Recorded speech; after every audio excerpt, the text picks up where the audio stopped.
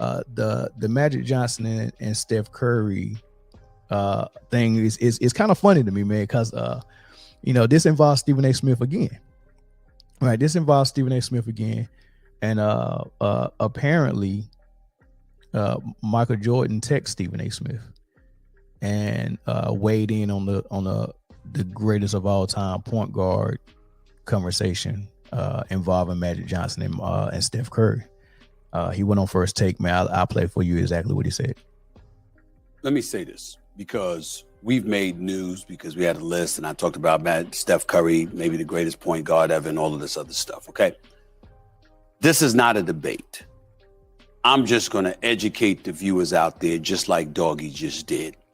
And I'm going to pay tribute to you, the historian that you are, to your colleague at Mad Dog Radio, Eddie Johnson, who was filling in the morning. Good guy. He's very good guy. Excellent.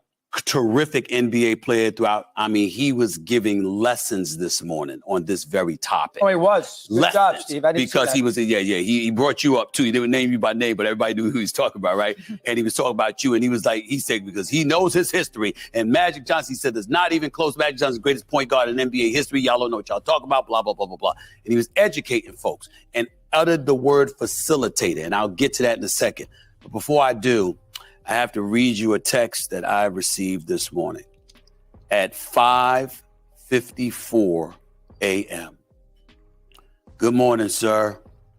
Although greatest of anything is always a debate, I beg to differ on greatest point guard of all time with what you said.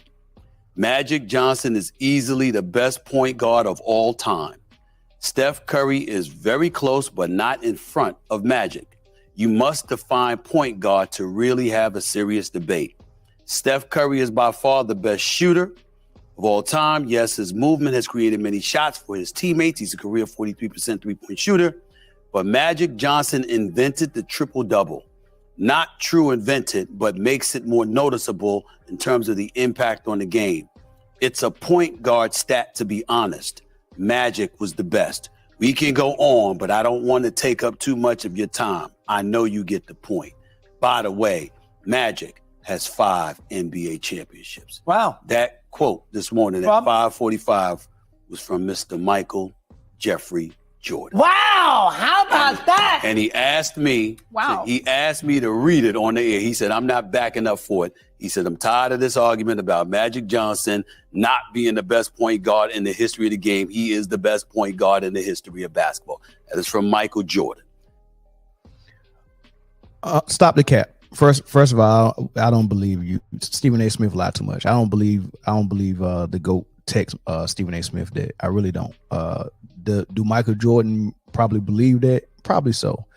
Did somebody text him? Probably so. But I really don't think MJ texted him. That might have been Magic that texted him. I don't know. Who knows? But I know him and Magic got a relationship. They talk.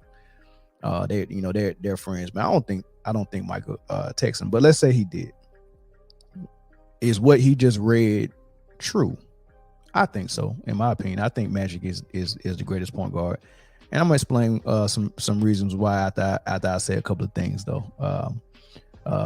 Once again, Stephen A. Smith is a liar. All right, to get that out the way. The second thing is in this day and age, you can identify yourself as anything you want to. You can, if you want to wake up and be a dog or a cat today, you can. If you want to wake up and be a gender of your choice, you can. Right now, NBA basketball players are self-identifying themselves, and we got one that's walking around here that identifies him as the greatest of all time, and now we got Steph Curry who's identifying as the greatest point guard of all time.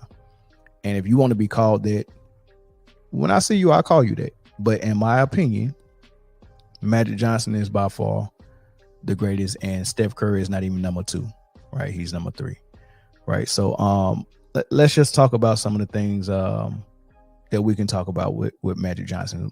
For one, 6'9" point guard doing what he did, that's already amazing. Revolutionizing passing, that's already amazing. Coming in as a rookie and winning the championship and I think in Finals MVP, that's crazy and amazing, right? These are the type of things he was doing. 12-time All-Star, 2-time Steel champion, 10 times All NBA. I got to make a correction because on the last video I did, I either didn't mention his MVPs or I said that he didn't have any MVPs, and I misspoke on that. And I knew he had MVPs, but I don't know what I was thinking. But he's been an MVP 3 times, right? He's been a Finals MVP 3 times as well. He's been an All-Star MVP 2 times. Of course, 5 rings, 5-time champion, 4-time assist champion. The list goes on. The dude is great. Average 19, or you can say 20 if you round up. 20, 11, and 7 for a career. And of course, his career was cut short. And you know why his career was cut short. He could play in any era right now. And some people, I think I was listening to Gilbert Arenas podcast, and he was saying he don't even count Magic as a point guard. He said he has a separate category for Magic, Grant Hill, Scottie Pippen, Penny Hardaway, LeBron James, which is a point forward. He said that's a totally separate position. So he starts his GOAT list with Curry and Isaiah, Stockton, J. Kidd. They had a whole conversation about that on the Gilbert Arenas podcast. I don't do that though. I mean, he's a point guard, but yeah, 6'9" at his height and his size. Yeah, he's a point forward. He's what the 1.0 version of what LeBron was or what LeBron is. LeBron is the 2.0 version of Magic. He does what everything Magic does, but he does it with a whole bunch of athleticism and speed and power that Magic didn't have, right? So, and then with more scoring punch as well. So, but Magic is, I mean, he could do whatever he wanted to do on the court. If Magic wanted to come out here and lead his team in scoring, he can do it. And that's really what the point guard position is really about. If you look at it like a dealer that's dealing cards, you always deal starting to your left, you deal to one person, second person, third person, and then you get yourself a card. That's how you deal, right? And that's kind of how the point guard is. He's on the floor, and he's supposed to be like the quarterback of the team on the court, an extended version of the coach on the floor, a middle linebacker that sees everything, you know what I mean, and that can call things out for everybody else. The voice. That's what a point guard is, right? So it's mental, it's vocal, and then it's somebody with ability to do so many different things like a Swiss Army knife. So the person that you're going to have the ball in their hands all the time got to be smart, because you don't want a lot of turnovers. I don't want you just throwing crazy passes or bad passes. I want them to be accurate. I want you to be willing to be a passer. I want you to know how to read the game, read the defense, know when you see a mismatch, know when you need to go to your superstar because he haven't got a shot in 3 trips down the court. Know how to when you got a mouse in the house and hey, look, everybody clear out, we're going down low. Be able to hit your shooters coming off of screens. Know when to call that play. Know when the defense is kind of tired, when you need to push the pace and push the floor. Know when to slow it down because y'all getting sloppy. You're doing all that stuff, and then guess what? When all of that stuff fails, and you can't get your superstar going, you can't get your shooter going, you can't get your co-star going, guess what? That point guard be like, look, boom, I'm gonna go ahead and go get you some points. I might need to do that for a whole quarter. I might need to do that for 2 or 3 straight possessions to get everybody going. I might need to full court press the opposing team's point guard and change the game on defense. Like, this is what the point guards really do. All right, they serve everybody, and if that's working, I just keep serving. But whenever they run out of gas, I can serve myself. I got that ability. I can go get those points. And Magic embodied that the best, because he was able to serve everyone. And every now and then, I'm gonna go get a little something for myself in opportune times. And you're so good as a scorer, you can put your game on a shelf and service everybody else's game. And then when you need to take your game off the shelf, you can go get 2 points, 3 points. You can get to the line. You can do X, Y, and Z. You can post somebody up if you got a mouse in the house. You can just do these different things, and you can run that like you're the coach. That's what the point guard is. Nobody did that better than Magic, right? and he was able to do that and still get him 20 points a game. And if he needed to be the leading scorer, I can go get you 40. He, from high school to college to the pros, he was a winner. He was a leader. He was a point guard. He could score when he wanted to. Everything. It's great. What Steph Curry does is great as well. But today's point guard is more of a shooting guard and point guard's body. They serve themselves by putting up numbers and points. And then secondary to them serving themselves, they'll serve others. And how they serve others is, I'm always going to be looking for my shot. So if you come double me, I get the ball up. But when you have a player that's like that, you have to have a unique team around him. It's not just plug and play. It looked like it's easy to build around Steph Curry, but you got to have special people around Steph Curry. You see right now the Warriors, they keep saying we cannot contend without Draymond Green. We have to have Draymond Green. Why so? Because I seen Magic come into the league. He had Kareem Abdul-Jabbar, who was the greatest scorer, not greatest scorer, but the all-time leading scorer up until last year. So this is a great player. We know Kareem is a great player. But no one was like, man, if we lose Kareem, we can't contend no more. It's over. If we lose Kareem, if we lose James, it's over. Nah, Kareem retired and the Lakers kept going on.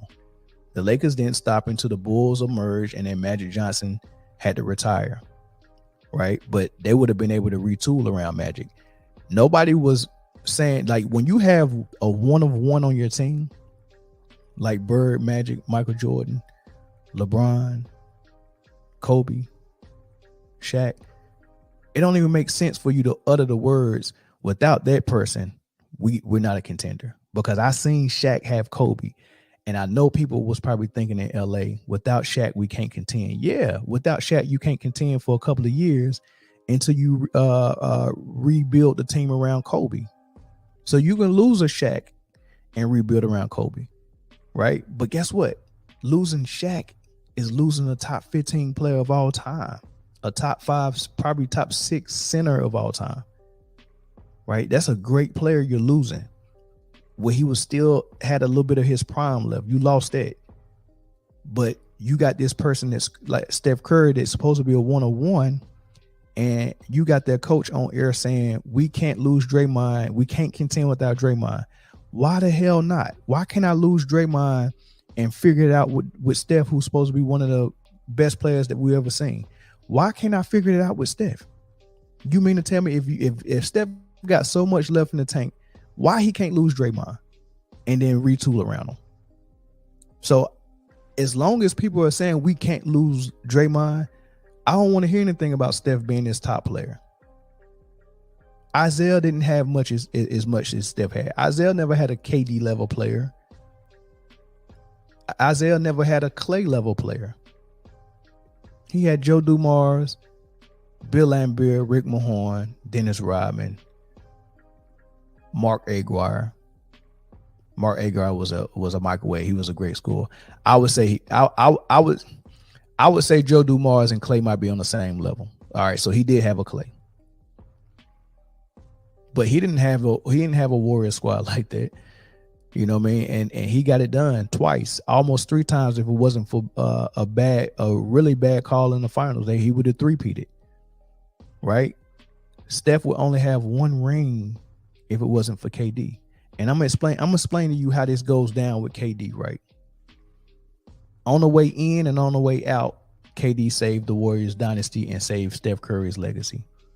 Because with that 1 ring they got, that was gonna be it. It's a lot of one and done teams. The Cavaliers with LeBron, 1 ring, that's it. The Dallas Mavericks with Dirk, 1 ring, that's it. The Detroit Pistons with that great lineup they had, 1 ring, and that's it. Milwaukee Bucks with Giannis, 1 ring so far. I think that's gonna be it. The Denver Nuggets this year, 1 ring so far. I think it's gonna be it. The Warriors was that. If KD don't come in and save them and put them back on the map, and get 2 more rings, almost 3, if he didn't tear his Achilles. I think that's the only ring they get. But Kevin Durant does come. I'm going to tell you the domino effect of Kevin Durant showing up. Kevin Durant comes. That took a contending team in the Thunder who had them down 3-1 the year before. That takes them out of the picture as a opposing team that can stand in their way on the West. On top of the fact that they now realize that even if they get out of the West, they can't beat the way they was constructed. They can't beat the Cleveland Cavaliers if they're healthy. They realize that now. The Cavs realize that now, and they got the formula. It was over. It was over. LeBron would have probably got another ring in Cleveland had KD not showed up. They made it to the finals easily. 1 year after that with Kyrie and one without Kyrie. They got to the finals easily. If they would have faced Golden State, which I don't think they would have, I think Kevin Durant would have stayed in OKC, and they probably would have added a piece in free agency. And I think they would have beat the Warriors and got past them. If not, the Rockets would have beat them with James Harden, with what he was doing, Eric Gordon. And I think one of those years it was when CP3 joined James Harden and almost beat the Golden State Warriors with KD. So I'm pretty sure they probably would have ran them off the floor without KD, right?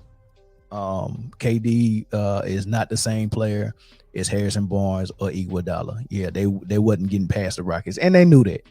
So Kevin Durant saved them, gave them 2 more rings. On the way out, this is the big kicker. Because like I said, if he was in OKC and he stayed, they could have just added a free agent and they would have been a powerhouse. Or Kevin Durant could have decided to go play with James Harden in Houston and it would have been over. You get what I'm saying? He could have done that, which he probably should have done. But he could have done that. He could have went to Houston. But he went to Golden State and saved them. So on the way out, he's going to Brooklyn. Kyrie's going to Brooklyn. D'Angelo Russell is there, right? They could have kept D'Angelo Russell because Kevin Durant was a free agent walking. Just walk over there and sign. But Bob Myers came to him and was like, will you at least help us out and do a sign and trade with Brooklyn? And Kevin Durant was like, yeah, I do a sign and trade. So it ended up being a sign and trade. They signed him in Golden State. And then there was a trade for him and D'Angelo Russell. And I think that's how they did it. So at least Kevin Durant didn't walk and leave the Warriors high and dry. They at least got an asset in the deal. And with that asset, it turned into Andrew Wiggins. Now imagine this, because nobody's ever thought about this or talked about this. Imagine if they did one or two things. If one, Kevin Durant said, no, I'm not doing a sign and trade to help y'all out. I might face y'all in the championship. So no, I'm not doing a sign and trade. I'm going to go over there and I want D'Angelo Russell to either stay there and play with us. And if they did that, I know it probably would have worked because it worked with James Harden coming over there playing point guard while Kyrie was the 2 and you got KD. So it could have worked. They could have had Russell instead of Harden. And Russell would have been more willing to be a strictly straight passer. And he probably would have never got hurt because he never gain weight on purpose and put on a fat suit and not work out to get his way out of Houston and tear his hamstring up in the playoffs. D'Angelo Russell ain't never done nothing like that, and he's rarely hurt. So instead of them losing hard in that fight against Milwaukee, they would have had D'Angelo Russell, right? And it would have been cheaper. So they could have kept Russell, had Kyrie and KD, and moved that way. Right. And then they would have never made all those trades to get Harden. So they still would have had Karis LeVert and all those dudes to make the money work. Some of them probably would have had to go, maybe, you know what I mean? But you get the gist of it. They could have kept Russell. Or if I knew that Wiggins was on the market, Minnesota had Wiggins on the market, and all it took was D'Angelo Russell and probably a draft pick to get him. What if Brooklyn traded and got Andrew Wiggins, and now you got Kyrie at the point, somebody else at the 2, Joe Harris, Wiggins at the 3, and KD at the 4? Imagine that. And then look at what would have happened to Golden State. Wiggins practically carried them to that championship. I mean, of course, Curry was balling out of his mind too, but Curry missed most of the first round. That was Wiggins and Jordan Poole's round. Then Curry came back in the second round, kind of inched his way back in. It was still a Jordan Poole show and a pool party with a little bit of Curry, a lot of Wiggins. Then they get in the conference final, and it was all Wiggins killing the Dallas Mavericks, dunking on Luka, doing all types of stuff, right? And then it was more Steph, still a little bit of pool party. And then they got in the finals, and they really needed Wiggins. Wiggins was there. They had to bench Draymond. Wiggins was there. Poole was there, but Steph Curry was there 150%, right? But they needed Wiggins. They had to have him. And they don't have Wiggins without Kevin Durant doing what he did. So Kevin Durant saved them coming in and saved them on the way out. And he could have been selfish and said, nah, man, I'm going to do this for me, which I wish he would have done. He could have had D'Lo instead of Harden, or he could have had Wiggins instead of Harden. I think that would have fed off better. But, you know, that's my whole thing on it, man. When you break down the player by player, both great players, man, in different ways, Magic is just too much, right? Steph shooting is crazy, but Magic is, I mean, the whole package is just too much. And then when you start breaking down the paper resume, you know, I mean, it's hard to beat Magic, you know. So however you want to have it, their argument is Magic, but Steph is right there, number 3, behind Isaiah.